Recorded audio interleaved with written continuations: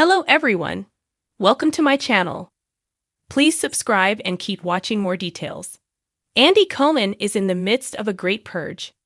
These chairs have hosted a lot of famous butts.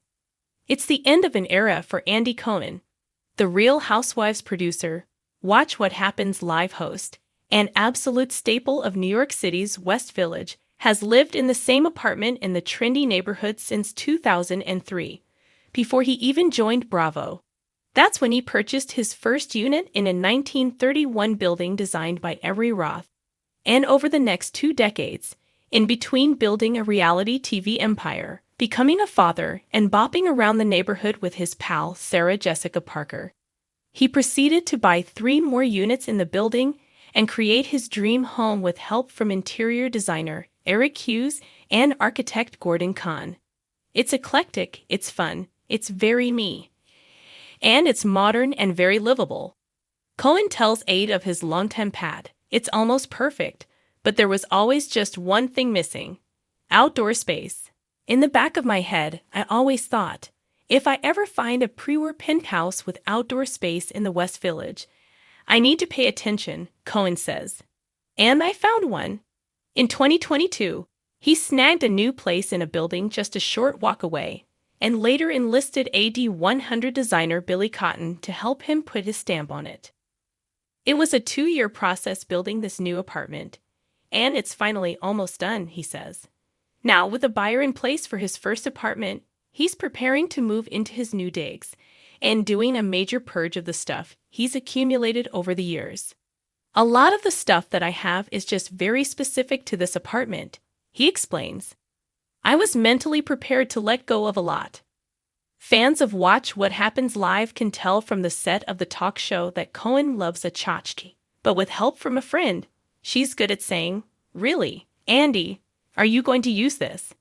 He put a ton of his stuff into the sell pile. "On the one hand, I'm a pack rat. On the other hand, I've been pretty good about letting go," he says. The first phase of his great purge is a sale on 1 Stivs, running now through June 30, with proceeds going to Housing Works, the NYC HIV/AIDS charity with thrift shops around the city.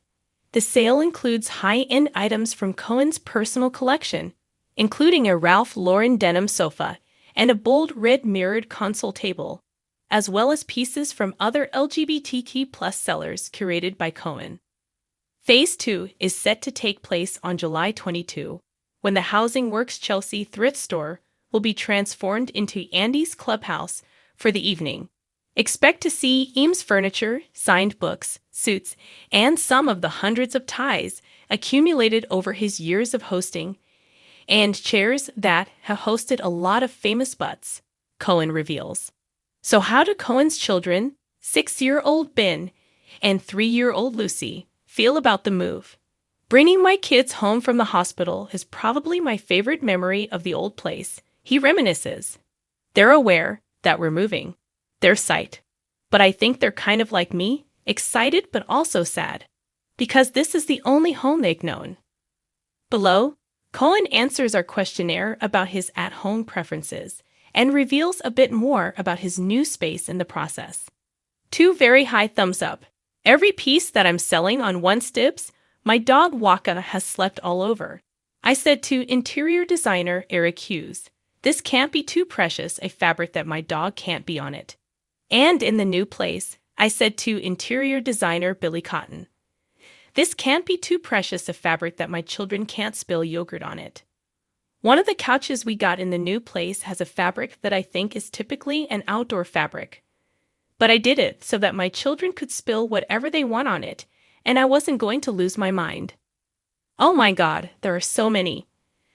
I have an Emmy that represents a career achievement. I have a book my mom gave me for my 40th birthday where she put together all the letters I ever wrote her that I sent her from camp. I have memorabilia from What Happens Live. I have a pair of silver vintage dice that Madonna gave me once for my birthday. She came to a joint birthday party that Anderson Cooper and I had, and she got them at Mantiques, or someone got them at Mantiques. Those are very special to me. Infinite photo albums. I have a Warhol that's quite special to me. The Bravo Clubhouse has always been a strange sort of time capsule.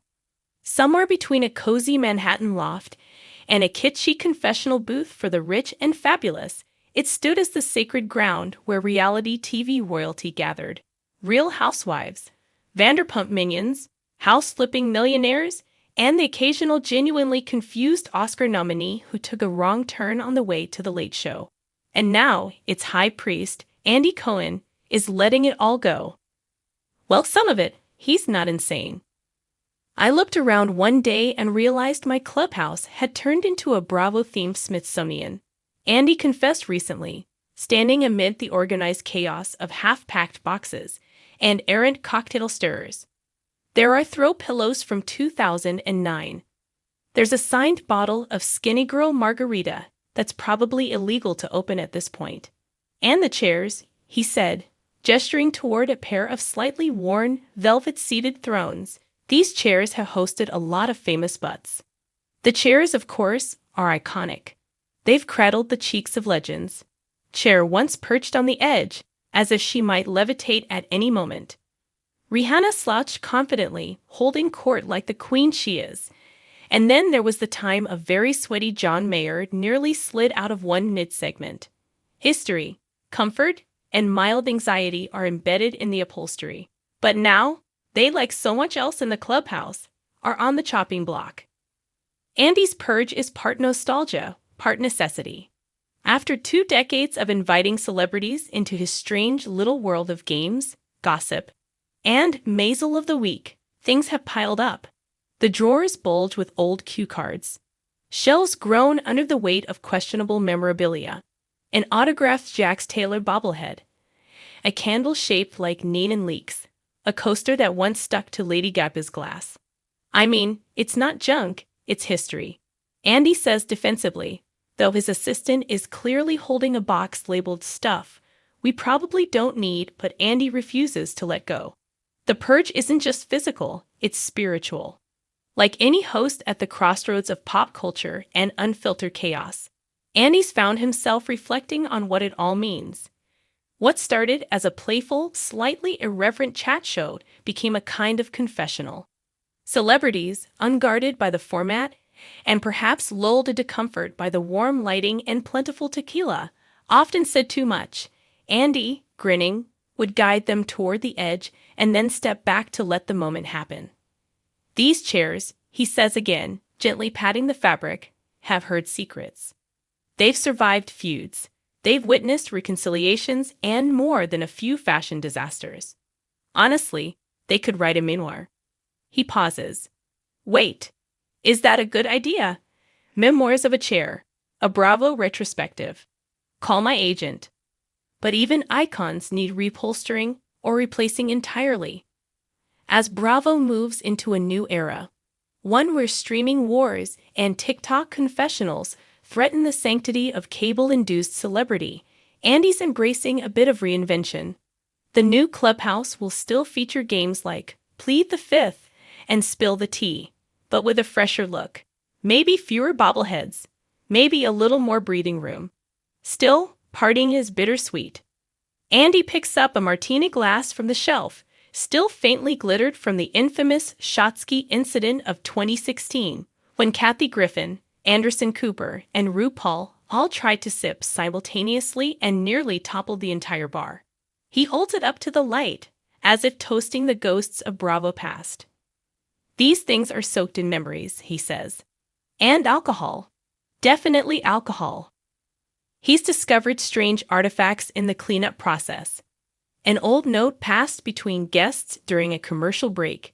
Tell Andy I said hi, but don't bring up season 3. A crumpled segment outline titled Real Housewives of the Afterlife, with a list of potential ghost-themed taglines. I don't need an exorcism. I am the drama. And of course, the wall of guest selfies, the Bravo-holics version of Mount Rushmore. Teresa Giudice, grinning beside Sarah Jessica Parker. Samuel L. Jackson with a plastic wine glass. Meryl Streep, blurry but definitely there, smirking as if unsure how she ended up next to the Summer House cast. I'm not getting rid of the wall, Andy says, horrified at the suggestion. That's sacred. The purge has triggered an outpouring of fan emotion. Social media is ablaze. One Twitter user mourned the chairs as the Sistine Chapel pews of pop culture. Another posted a lengthy thread speculating which butts sat where, complete with time-stamped video evidence. A Redditor offered to start a GoFundMe to preserve the clubhouse in its current form, like a kid chair Graceland. Even Bravo celebrities have weighed in. Lisa Rinna called dibs on one of the bar stools. Andy promised it to her, then promptly forgot and told Erica Jane the same thing. Now they're fighting over the stool, he admits. But honestly, that feels right.